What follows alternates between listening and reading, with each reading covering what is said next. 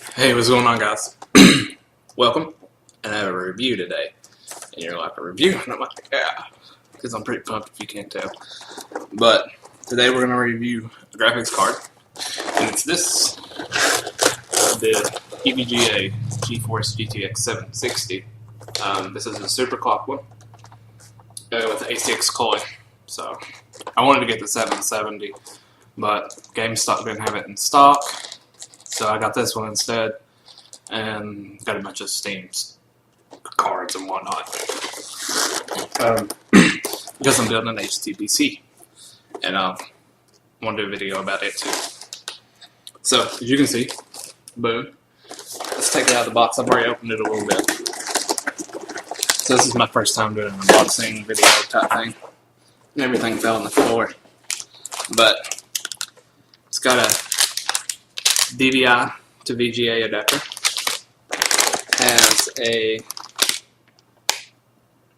really nice 2 6-pin to 8-pin, which is it's actually really nice. It's a braided cable. Comes with some cool stickers, as you can see. Case badge and CD. I'm going to use the case badge. And then just the details about it. And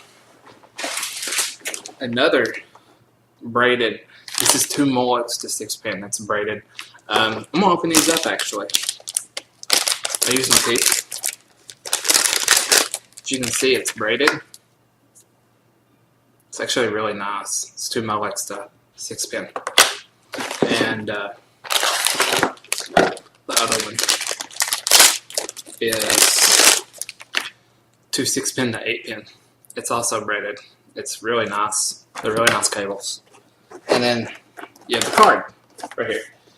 And I'll take it out of the plastic.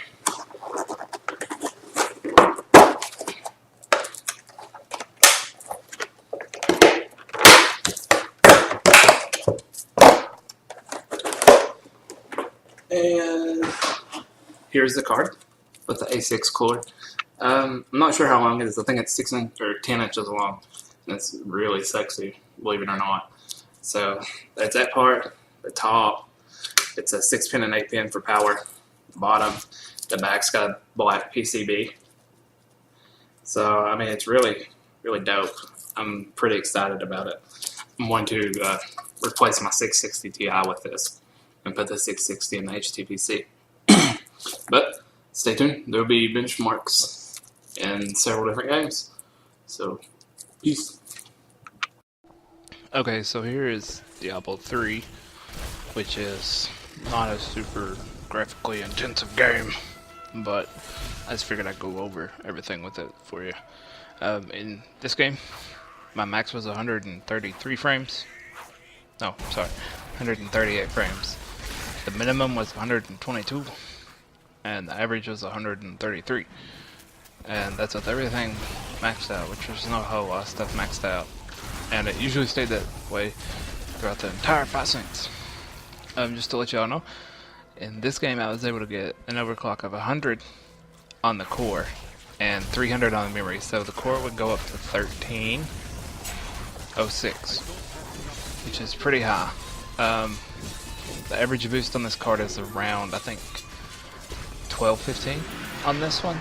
So I was able to get around 100. And that was only in this game that I was able to get that high. Was a 1306. So let's talk about the next game. So here we are in Battlefield 4. And I had the most trouble trying to get this to work. I had to re-download the drivers, the beta drivers, the newest ones. And I couldn't overclock. And I had to just pretty much chill. It was so rough trying to get this to work.